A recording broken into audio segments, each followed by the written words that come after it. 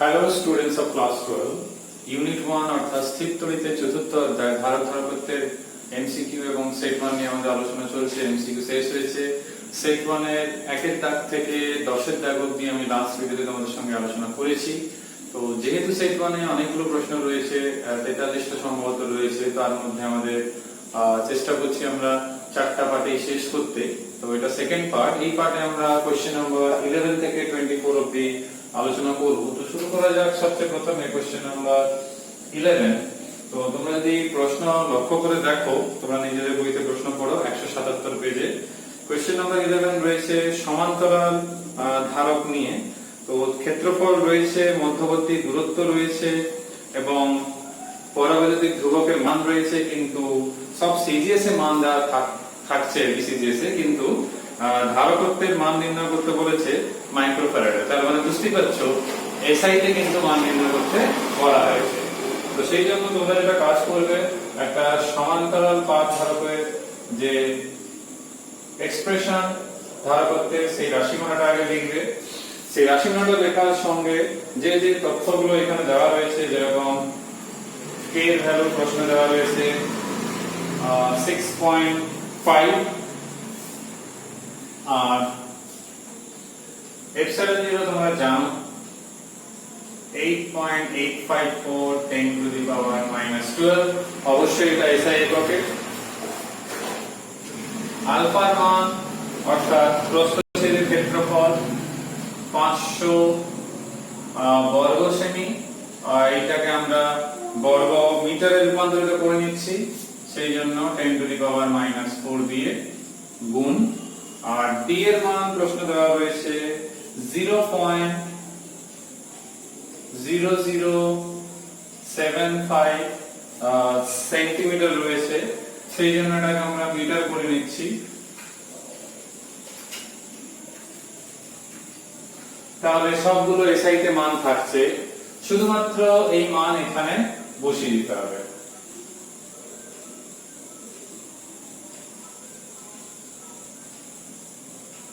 তাহলে মান বসিয়ে সি সমান যেটা পেয়েছি সেটা বলছি। সি সমান পেয়েছি 3.837 into 10 to the power -8 farad, অর্থাৎ 0.0384 মাইক্রোফ্যারাড। তো এই যে মানটা তোমরা বইতেও দেখবে, এই মানটাই চাচ্ছে। নেক্সট যে রয়েছে, এটাও সমান্তরাল পাত ধারকের থেকেই প্রশ্ন, কিন্তু এখানে ব্যাস রয়েছে। তার মানে কিছু নিউমেরিক্যালস থাকে যে ক্ষেত্রে সরাসরি ক্ষেত্রফল দেওয়া থাকে না, সেই ক্ষেত্রে ব্যাসার্ধ কিংবা ব্যাস দেওয়া থাকে। তো তোমাদের যেটা করতে হবে সেটা হচ্ছে ব্যাস থাকলে সেখান থেকে ব্যাসার্ধ বের করে নিতে হবে, সিজিএস এসআই তে যেটা কনভার্সন করতে হবে প্রশ্ন অনুসারে সেটা করতে হবে। তো তার একটা নমুনা হিসাবে আমরা কোশ্চেন নাম্বার 12 কে ধরতে পারি। তো এই ক্ষেত্রে যা তথ্য রয়েছে, ব্যাস রয়েছে। তো ব্যাস মানে আমি যদি ব্যাসার্ধ r ধরি, তাহলে ব্যাস হচ্ছে 2r। তো 2r এর মান 0.06 মিটার। কিন্তু আমি একটা কথা তোমাদের এখানে বলবো, যেহেতু এটা মিটারে রয়েছে, আগে এটা লিখে দিই, তাহলে r সমান হচ্ছে 3 সেন্টিমিটার। তো আমাদের এখানে প্রশ্নে সিজিএস এই রয়েছে গোলকের ধারকত্বের মান জিজ্ঞেস করছে, যা দেখতে পাচ্ছি এখানে। 0.1 মিটার ব্যাসের একটি গোলকের ধারকত্বের সমান হবে। তো r এর মান দেওয়া হয়েছে। তো আমি সব অঙ্কগুলোতে কোন ফর্মুলা লাগছে, কি কি ডেটা বসানো সেগুলো বলছি, কিন্তু পরীক্ষাতে করার সময় আমি বারবার বলেছি, আগের ভিডিওতে এখনো বলছি, পরীক্ষার সময় তোমরা ভাষাতেই লিখবে। তখন তোমরা একটাই অঙ্ক করছো সেই চ্যাপ্টারে, তো সেই জন্য তখন কোনো সমস্যা নেই। যেখানে অনেকগুলো পড়া হচ্ছে বলে সময় বাঁচানোর জন্য আমি লিখছি না। তো তোমরা যখন এই অঙ্ক করবে তখন লিখবে যে সমান্তরাল পাত ধারকের ধারকত্বের রাশিমালা এটা, কোনটা কি সেটা বলে দিলে, প্রশ্ন যেটা দেওয়া আছে সেখানে লিখে দেবে, দেওয়া আছে কিংবা প্রদত্ত এই তথ্যগুলো, তারপরে কনভার্সন করবে, তারপরে মান বসাবে, ক্যালকুলেটর প্রেস করে মান বের করবে। তো পদ্ধতিটা ফলো করবে, শুধু ফর্মুলা লিখে অঙ্ক কিন্তু করবে না। এখান থেকে আমরা প্রস্থচ্ছেদের ক্ষেত্রফলটা সহজে বের করে নিতে পারবো। পাই 3 স্কয়ার অর্থাৎ 9 পাই বর্গ সেমি। নেক্সট হচ্ছে একটা যেটা প্রশ্ন এখানে দেখতে পাচ্ছি, সেটা হচ্ছে কত হলে দূরত্ব, এটা বলেছে দূরত্ব কত হলে ধারকটি ধারকত্ব 0.1 মিটার ব্যাসের একটি গোলীয় ধারকত্বের সমান হবে। তাহলে 0.1 মিটার যদি কোনো গোলীয় ধারক হয়, 0.1 মিটার ব্যাসার্ধে, যদি আমি r ইকুয়ালস টু এখানে 2r ইকুয়ালস টু 0.1 মিটার বলবো, কারণ হচ্ছে ব্যাস বলেছে, তো ব্যাসার্ধ মান বের করতে হবে। তো এইখান থেকে আমরা ইজিলি যে r সমান হবে 0.1/2 মিটার, সো এখান থেকে 5 সেন্টিমিটার। তো তোমরা জানো সিজিএস পদ্ধতিতে ধারকত্বের মান, গোলীয় ধারকের ক্ষেত্রে যে ধারকত্বের মান তার ব্যাসার্ধের মানের সংখ্যা মানের সঙ্গে সমান। তো থিওরিতে আমি সম্ভবত সেকেন্ড ভিডিওতে আলোচনা করেছিলাম, তো এই ক্ষেত্রেও তাই। তো এখানে তার মানে 5 যে মানটা সেটা সিজিএস এককে ধারকত্বের মান, তার মানে 5 স্ট্যাট ফ্যারাড। এইবারে প্রশ্ন হচ্ছে এই যে 5 স্ট্যাট ফ্যারাড আমরা পেলাম, তো এইখান থেকে এবারে জিজ্ঞেস করেছে যে ডি এর কিংবা ওদের মধ্যবর্তী দূরত্ব কত হবে। তো সিম্পল ভাবে যদি বলা হয় সিজিএস এর কোন সমান্তরাল পাক ধারকে যে ধারকত্বের যে রাশিমালা সেটা হচ্ছে কে আলফা বাই 4 পাই ডি। তো এখানে যদি প্রশ্নটা দেখা হয় যেহেতু বাই মাধ্যমই রয়েছে, তো কে এর মান আমরা ডেফিনেটলি 1 বসাতে পারবো। তার আগে সি এর মান, তো সি এর মান কত 5, কে হচ্ছে 1, আলফা হচ্ছে 9 পাই 4 পাই ইনটু ডি। তো এখান থেকে সহজে তোমরা ডি বের করে দিতে পারবে। তো আমি ডি বের করে দেখেছি, তো ডি পাওয়া যাচ্ছে কত 0.45 সেমি। সো এখানে যদি আমরা উত্তর দেখি সেটাই রয়েছে। নেক্সট হচ্ছে কোশ্চেন নাম্বার 13। তো কোশ্চেন নাম্বার 13 দু ভাবে করা যায়। একটা হচ্ছে গতানুগতিক ভাবে, অর্থাৎ যেহেতু এখানে দেখবে সমকেন্দ্রিক গোলীয় ধারক রয়েছে, একটা ভেতরটা তড়িতায়িত এবং বাইরের গোলকটা ভূসংলগ্ন, দুটোরই ব্যাসার্ধ দেওয়া রয়েছে এবং মধ্যবর্তী স্থানে যে পরাবিদ্যুৎ রয়েছে তার পরাবৈদ্যুতিক ধ্রুবকেরও মান রয়েছে। তো এইখানে জিজ্ঞেস করা হচ্ছে যে ধারকের ধারকত্ব মাইক্রোফ্যারাড কিংবা এসআই এককে কত হবে। তো এই জাতীয় যখন নিউমেরিক্যালস থাকবে তখন তোমাদের যেটা করতে হবে সেটা হচ্ছে একটা হচ্ছে আমরা বিভব বের করে দুটো, সেখান থেকে Q সমান CV ফর্মুলা দিয়ে C বের করতে পারি। কিন্তু তোমরা মনে করে দেখবে যখন সমান্তরাল পাক ধারকের ধারকত্ব নির্ণয় করেছিলাম, আমরা থিওরিতে আলোচনা করেছিলাম তোমাদের সঙ্গে, তখন আমি ছায়ার বইতে না থাকলেও সাঁতরার বইতে কিংবা অন্যান্য বইতে রয়েছে গোলীয় ধারকের ধারকত্ব এবং বেলনাকার কিংবা সিলিন্ড্রিক্যাল ক্যাপাসিটরেরও ধারকত্ব। তো তখন আমরা রাশিমালা বের করেছি, তো আমরা সরাসরি রাশিমালাতে করতে পারি। তো সেইখানে যে রাশিমালা ছিল 4 পাই এপসিলন 0 দিয়ে ছিল, কিন্তু সিজিএস এ যেহেতু করছি তো সেই জন্য আমরা এক্সপ্রেশনটা এইটা। তোমরা যদি লক্ষ্য করে দেখো প্রত্যেকটা মান প্রশ্নে, আমি লক্ষ্য করে দেখেছি প্রত্যেকটা মান প্রশ্নে দেওয়া রয়েছে, যেমন k সমান 2, r1 সমান 20 সেন্টিমিটার, r2 সমান 30 সেন্টিমিটার। তো এই মানগুলো এখানে যদি বসিয়ে দেওয়া হয় তাহলে c পাওয়া যাচ্ছে কত 120, যেহেতু সিজিএস এ রয়েছে 120 স্ট্যাট ফ্যারাড। কিন্তু প্রশ্নটা হচ্ছে যে 120 স্ট্যাট ফ্যারাড এটা মান বসিয়ে পাওয়া যাচ্ছে, কিন্তু উত্তরে দেখবে ফ্যারাডে রয়েছে। তো স্ট্যাট ফ্যারাড থেকে ফ্যারাড করতে গেলে যে কাজটা তোমাদের করতে হবে সেটা হচ্ছে একে ডিভাইড করতে হবে 9 * 10⁻11 দিয়ে, অর্থাৎ 1.33 10⁻⁻4 মাইক্রোফ্যারাড। তো এটা দেখলে দেখবে উত্তরে এটা রয়েছে। নেক্সট যে প্রশ্ন, এটাও আমরা থিওরিতে এরকম একটা প্রশ্ন, আর এমসিকিউতে আমাদের তোমরা মনে করে পড়া প্রশ্ন আলোচনা হয়েছিল যে একটা সমান্তরাল পাক ধারক রয়েছে, তার ধারকত্বের মান অলরেডি রয়েছে। এবারে তার মধ্যে একটা ডিসটেন্স যেটা রয়েছে পাতের মধ্যে সেটা হচ্ছে স্মল ডি। এবারে চার পরাবৈদ্যুতিক ধ্রুবক অর্থাৎ k = 4 আর ক্ষেত্রফল সেম, শুধু বেধটা চেঞ্জ হয়েছে, তখন তার ধারকত্ব কত হবে। তো সিম্পল কনসেপ্ট এটাই যে শুরুতে তার যে ধারকত্ব ছিল সেটা হচ্ছে কত না এইটা ছিল শুরুতে। এবার প্রশ্ন যেটা বলা রয়েছে এর মান রয়েছে কত 1 মাইক্রোফ্যারাড। তাহলে ফ্যারাড এককে কত। দ্বিতীয়ত যখন একটা ধাতব পাতকে প্রবেশ করানো হয়েছে যার বেধ হচ্ছে d/2, যা প্রশ্নতে আমি দেখলাম, তার মানে ইফেক্টিভ সেই পাতের মধ্যে আগে ছিল d, এখন পাতটা ঢুকিয়ে দেওয়ার জন্য ইফেক্টিভ বেধটা কিন্তু কমে গেছে। তো বেধ কমে যাওয়ার মানে স্বাভাবিক ধারকত্বের মান বৃদ্ধি পাবে। তাছাড়া তার যাকে প্রবেশ করানো হয়েছে তার পরাবৈদ্যুতিক ধ্রুবক রয়েছে। তাহলে আমরা বলতে পারি k এপসিলন 0 আলফা b/2। তো এখানে দেখো 2 টা উপরে গেল,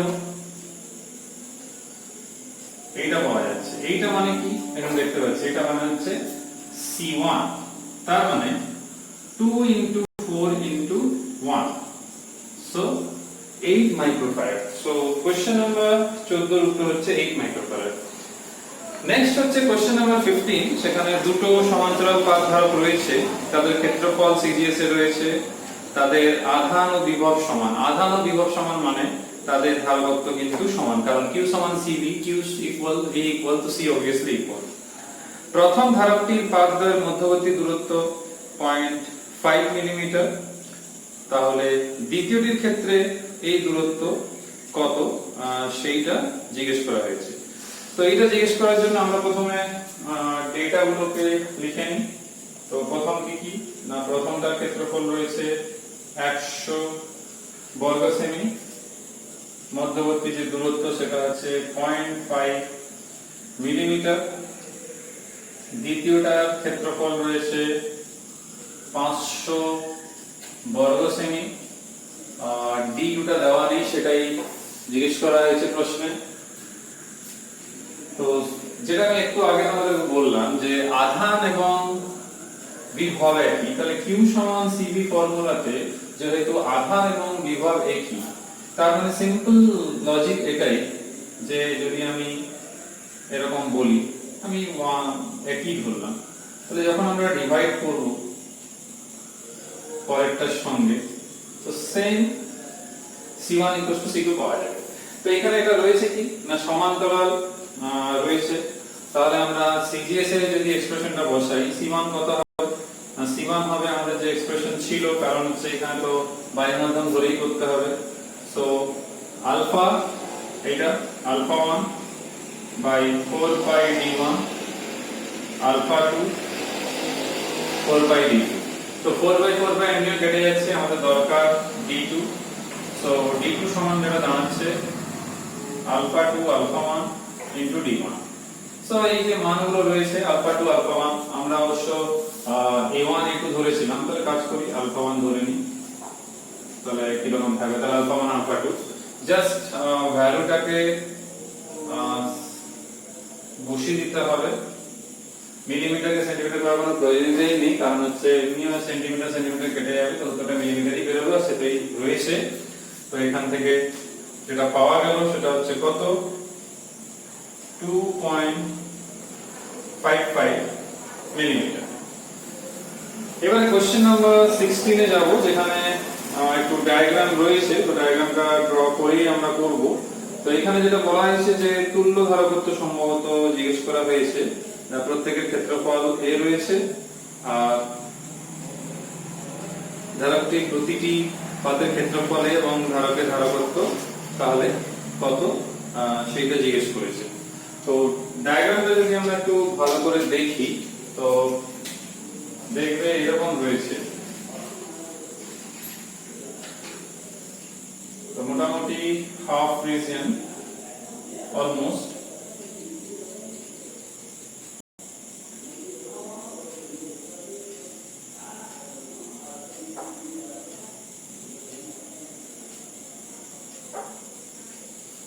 এইখানে এর পরাবৃত্ত ধ্রুবক k1, এর k2, এদের যে ইন বিটুইন যে ডিসটেন্স সেটা d থাকছে, সেটা তো সেমই থাকছে, আর এগুলো l/2 লেন্থের কথা বলা হচ্ছে। তো k1 k2 l/2 আর এখানে থাকছে d। এইবারে তুল্য ধারকত্বের কথা আসছে, তো তোমরা যদি কম্বিনেশনটা লক্ষ্য করে দেখো, তো এটা অ্যাকচুয়ালি বলতে গেলে এরা কিন্তু an কানেক্টেড আর আলটিমেটলি n কানেক্টেড, তার মানে এইটা অ্যাকচুয়ালি হচ্ছে একটা প্যারালাল কম্বিনেশন কিংবা সমান্তরাল সমবায়, কেমন না এই রকম একটা কম্বিনেশন। কিন্তু একটা ব্যাপার রয়েছে এখানে, কি সমান্তরাল সমবায় তো হচ্ছে যদি আমি একটা c1 একটা c2 বলি, কিন্তু এদের ক্ষেত্রফল সমান্তরাল সমবায় তো তোমরা জানো তুল্য রোধ, এটা তুল্য ধারকত্ব এটা হয়। তো এদের যে ক্ষেত্রফল দুজনে যদি বলা হয় যে হাফ এরিয়া যেহেতু রয়েছে, তো সেই জন্য এদের তুল্য ধারকত্ব লেখার সময় যেটা আমাদেরকে সাবধান থাকতে হবে, এটা যদি K1 বলি, তো এই প্রথমটা ক্ষেত্রফল যদি আমি এই ক্ষেত্রে যেহেতু আমাদের a ধরা ছিল, তাহলে আমাদেরকে a/2 ধরতে হবে প্রথমটার জন্য, আর d তো সেমই থাকছে দুজনের। আর পরেরটার ক্ষেত্রে একই ভাবে আমরা a/2 লিখে d লিখলাম। সো এখানে যেটা আমরা পাচ্ছি সেটা হচ্ছে K1 K2/2 আর এর সঙ্গে ε0 a into ε0 into a by d। তো তোমরা যদি একটু লক্ষ্য করে দেখো, এটাই রয়েছে উত্তর। তো এটা ছিল কোশ্চেন নাম্বার 16। কোশ্চেন নাম্বার 17 খুবই সহজ প্রশ্ন, শুধুমাত্র সমান্তরাল এবং শ্রেণী সমবায়িতে রয়েছে দুটো মান, এটা 5 একক 4 একক, সিরিয়াসে কিছু বলা নেই। তো এটা শুধুমাত্র বলেছে যে অনুপাত কত হবে, তো এটা খুবই সহজ প্রশ্ন। তো এইখানটা এটা আমরা এখানেই করে নিচ্ছি কারণ এটা খুবই সহজ প্রশ্ন। তো কোশ্চেন নাম্বার 17 এ যেটা দিয়েছে, তো প্রথমে যদি আমি প্যারালালটা বের করে নিই, সমান্তরাল সমবায় তুল্য কত হবে, যেহেতু ওটা শুধু যোগ হয়, তো C1 C2, তো C1 রয়েছে মনে হয় 5 আর এটা রয়েছে 4, তো এটা হচ্ছে 9 ইউনিট কিংবা একক। এরপর আমরা শ্রেণী যেহেতু করতে হবে, তাহলে শ্রেণীর জন্য আমরা যেরকম জানি সেটাই করব। তাহলে এখানে হচ্ছে 20 আর এইখানে 4, এখানে 5, সো 9/20 অর্থাৎ CS হচ্ছে 20/9, জাস্ট লসাগু আর কিছুই না। তো এবারে জিজ্ঞেস করেছি কিনা অনুপাত কত হবে। তো অনুপাতের কথা যদি আমরা আসি, তো সমান্তরাল আর শ্রেণী অনুপাত সম্ভবত এবার দেখে নিই। বলেছে এখানে উভয় ক্ষেত্রে, প্রথমে সমান্তরাল, তো CP is to CS, so 9 is to 20/9 অর্থাৎ 81 is to 20। তো আমরা যদি 17 দাগের প্রশ্নের উত্তর দেখি, এটাই রয়েছে 81 is to 20। তো এটা একটা খুব গুরুত্বপূর্ণ অঙ্ক ছিল। নেক্সট যে প্রশ্নটা রয়েছে সেটা হচ্ছে আমাদের আবার একটা ডায়াগ্রাম রয়েছে, একটা গুরুত্বপূর্ণ প্রশ্ন বলতে গেলে, এটা এমসিকিউ তে তোমরা পেতে পারো। সেটা হচ্ছে কোশ্চেন নাম্বার 18। তো ডায়াগ্রামে যেটা তোমরা দেখতে পাবে, একটা এন্ডে এখানে একটা ধারক রয়েছে, তারপর সে আরেকটা ধারক রয়েছে, আবার আরেকটা ধারক রয়েছে, আর এই টার্মিনালের নাম রয়েছে B, এই টার্মিনালের নাম রয়েছে A। এবার কানেকশনটা যেটা হয়েছে সেটা হচ্ছে এই ফার্স্টের পাশ থেকে যেটা দেখতে পাচ্ছি এইটা আছে, আর নেক্সট যেটা রয়েছে সেটা হচ্ছে এই সেকেন্ডের, ফার্স্ট আর সেকেন্ডের মাঝখান থেকে শেষে এরকম একটা কম্বিনেশন রয়েছে। আর CAB মান জিজ্ঞেস করা হয়েছে, অর্থাৎ AB এর মধ্যে তুল্য ধারকত্বের মান। আর এখানে প্রশ্নতে লক্ষ্য করার মতো ব্যাপার যেটা হচ্ছে প্রত্যেকটার মান রয়েছে 3 মাইক্রোফ্যারাড, প্রত্যেকটার মান রয়েছে 3 মাইক্রোফ্যারাড। তো এই সিচুয়েশনে যদি আমরা একটু বর্তনীটা একটু ভালো করে দেখি, তো কিভাবে করছে একটু লক্ষ্য করো। এই টার্মিনাল কানেক্টেড, তার মানে তারা একই বিভবে রয়েছে। এই টার্মিনাল কানেক্টেড, তার মানে তারা একই বিভবে রয়েছে। তার মানে এই পয়েন্ট যদি আমরা প্রথম ধরি, এটা যদি এইখানে হয়, এটা যদি শেষ এখানে হয়, এইভাবে তোমরা একটু লক্ষ্য করে দেখো, এইটা এখানে শেষ হচ্ছে, তো যেখানে শেষ হচ্ছে ভেবে দেখো সেইখানে পরেরটা কানেক্টেড, ঠিক আছে, কিন্তু সেই পরেরটা যে কানেক্টেড সেটা আবার তৃতীয় শেষে রয়েছে। তাহলে এটা প্রথমটা যদি আমি আঁকি 3 মাইক্রোফ্যারাড, নেক্সট এইটা যখন আঁকবো, তো এইটা লক্ষ্য করে দেখো এই টার্মিনালটা, সেকেন্ডের এই টার্মিনালটা এর সঙ্গে, তারপর সেটাকে আমি এখান থেকে আঁকতে পারি।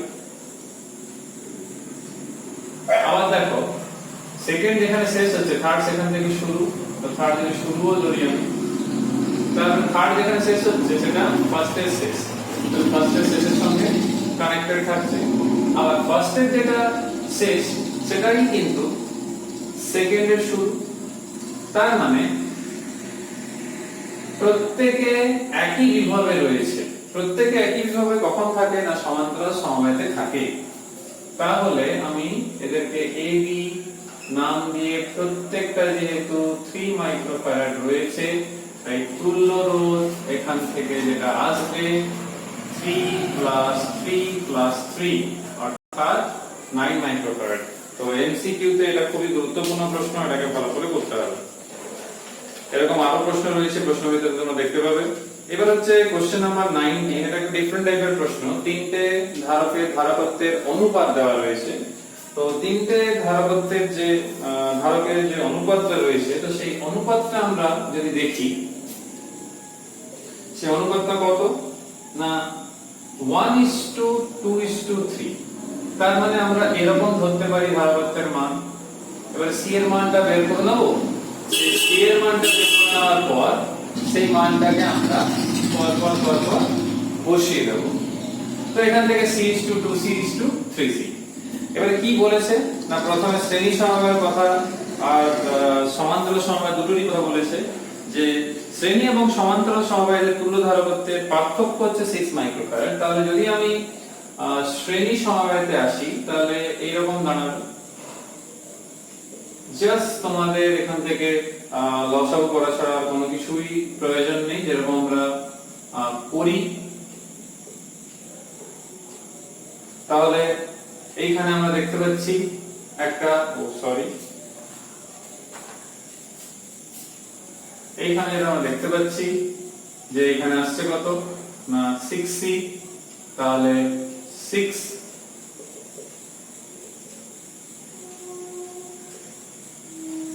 তাহলে এই ভ্যালুটা আমরা একটা পাচ্ছি। তো CS এখান থেকে যেটা পাবো 6/11c। এবারে বলেছে শ্রেণী এবং সমান্তরাল। তো সমান্তরালে যদি CP ধরি তো সেটা খুবই সহজ হয়ে যাচ্ছে। এটা আসছে 6c। তো এটা ইকুয়েশন 1 আর এটা ইকুয়েশন 2 ধরলাম।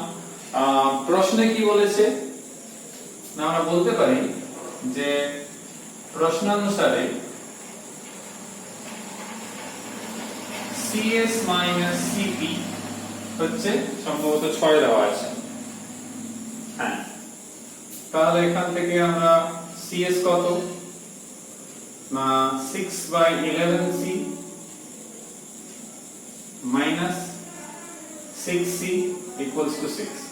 তো 6c এখান থেকে কমন, তাহলে কত আসছে না এখানে যদি আমরা একটু লক্ষান্তরাল ও শ্রেণীর পার্থক্য বলেছিল, প্রশ্নটা আমার উল্টো লেখা হলো, না হলে নেগেটিভ চলে আসছে, কারণ সমান্তরালের মানটা বেশি হয়। তাহলে 6c কমন নিলাম, এইখান থেকে একটা c ছিল দেখো, তাহলে 6c কমন নিলে 11 minus 1/11, এখানে 6। তো 6 কেটে যাচ্ছে, তো এখান থেকে যেটা পাওয়া যাচ্ছে 11/10 অর্থাৎ 1.1 মাইক্রোফ্যারাড। এখানে মাইক্রোফ্যারাড রেঞ্জেই যেহেতু বলা রয়েছে 6 মাইক্রোফ্যারাড ছিল এখানে, এটা ছিল 6 মাইক্রোফ্যারাড। তো obviously এই উত্তরটা সেই মাইক্রোফ্যারাড থেকে বের হবে। তো এখানে জিজ্ঞেস করেছিল প্রত্যেকটার মান। তো প্রথমটা 1:2 ছিল অর্থাৎ c, তো c তো বেরিয়ে গেল। পরেরটা কত হবে না 2c, তাহলে 2 into 1.1 so 2.2, 3c so 3 into 1.1 so 3.3। তোমরা যদি উত্তর দেখো এই উত্তরগুলোই কিন্তু আছে। এবার আমরা চলে আসি কোশ্চেন নাম্বার 20 তে। তো কোশ্চেন নাম্বার 20 আবার একটা বর্তনী যেহেতু রয়েছে, তো বর্তনী আঁকতে হবে। তো সেই বর্তনীতে অনেকগুলো ধারক রয়েছে, প্রায় 10টা রয়েছে। তো সেই জন্য একটু বলতে হবে। তো যে ধারকগুলো রয়েছে কম্বিনেশনটা একটু শিখিয়ে দিলেই তোমরা নিজেরাই পারবে এটা।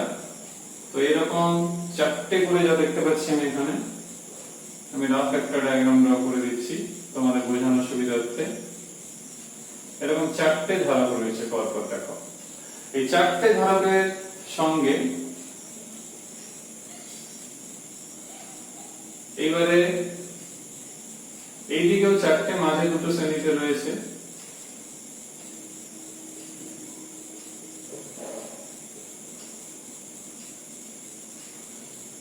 তো মোট 10টা। তো অঙ্কটা খুবই সহজে হবে, আমি জাস্ট একটু বললেই তোমরা পারবে।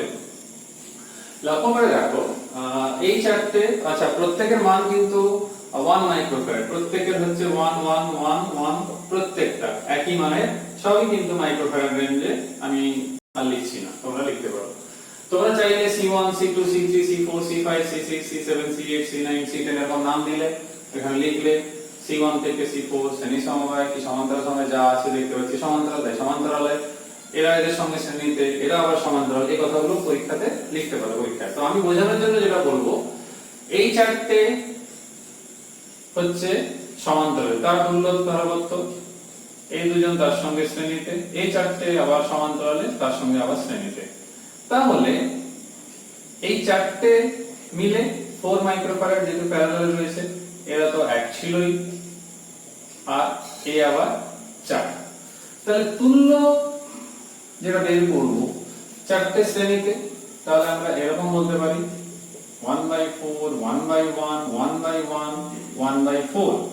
সো এখান থেকে যেটা আমরা দেখতে পাচ্ছি, একটা 2/4 আর একটা 2, তার মানে 1/2 প্লাস 2, অর্থাৎ কি আসছে না এখান থেকে 5/2।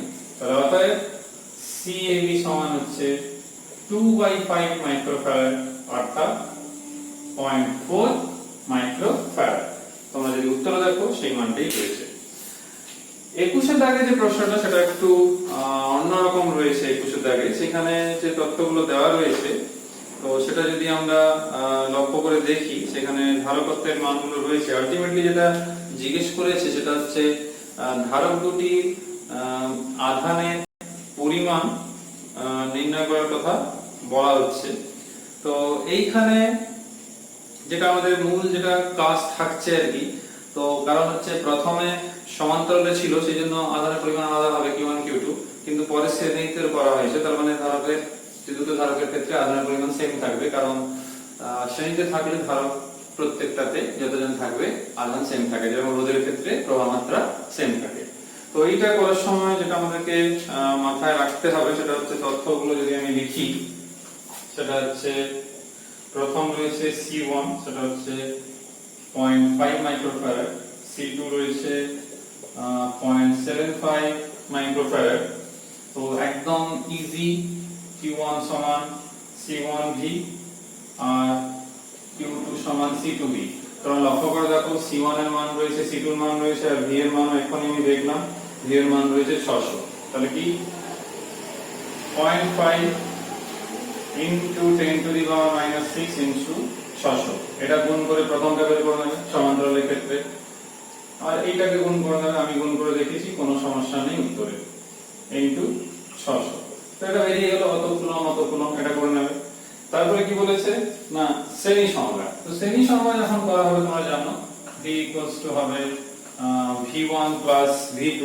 তো V equals to যেহেতু V1 plus V2, তো V1 মানে কত, Q1 by C1 R Q2 by C2।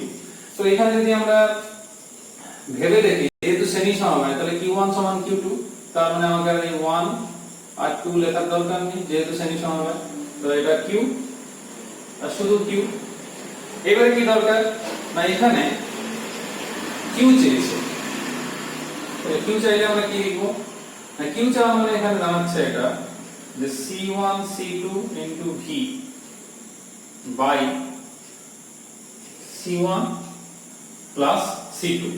তো এই যে ভ্যালুগুলো তোমরা যদি লক্ষ্য করে দেখো, সব মানগুলো তোমাদের কাছে রয়েছে, অর্থাৎ কি দেখো C1 C2 এর মান রয়েছে, কিন্তু 10 to the power minus 6 গুণ করে বসাবে। V এর মান 600 রয়েছে, অঙ্কতে দেখো শুরুতেই বলা আছে। আবার C1 C2 এর মান রয়েছে, এখান থেকে কি বের করবে, তাহলে আমি বসিয়ে রেখেছি Q এর মান 1 পয়েন্ট, এটা পেয়েছি value, put values, so Q equals to পাওয়া যাচ্ছে 1.8 10 to the power minus 4 coulomb. Next যে প্রশ্ন রয়েছে এটাও একটা ডায়াগ্রাম দিয়েই করা রয়েছে, তো সেজন্য ডায়াগ্রামটা আমাদের আঁকতে হবে। এটা কিন্তু খুবই সহজ, একটু দেখলেই তোমরা পারবে। তো মোট 4টে রয়েছে,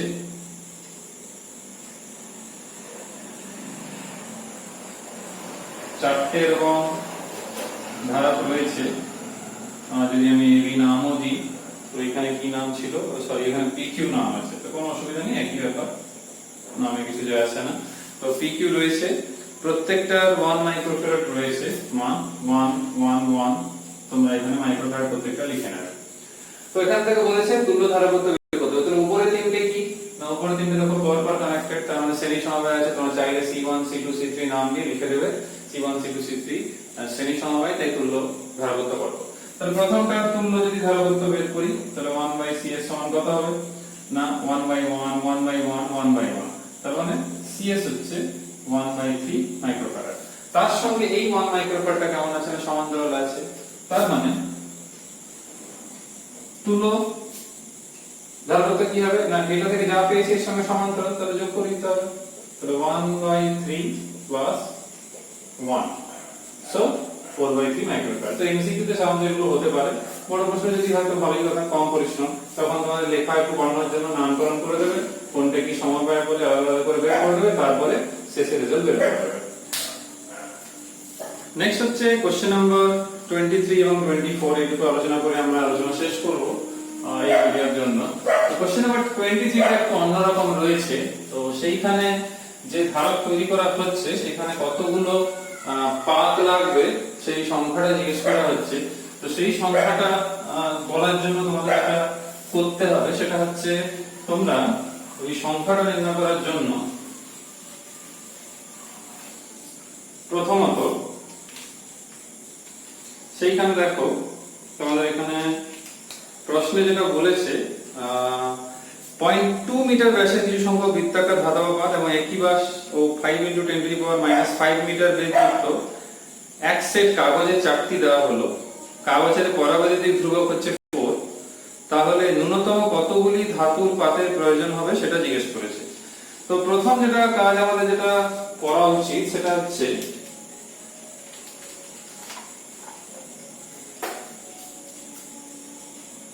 তো সেইখানে ব্যাসার্ধটা বের করে নেওয়া উচিত, 0.2 রয়েছে এটা, তো SI কে 0.1 মিটারে থাকছে। C আমরা জানি, K এর মান রয়েছে 4, আলফা ব্যাসার্ধ পেয়েছি, তার মানে ক্ষেত্রফল বের করতে কোনো সমস্যা থাকলো না। আর D এর মান রয়েছে কত 5 × 10⁻⁻5 মিটার।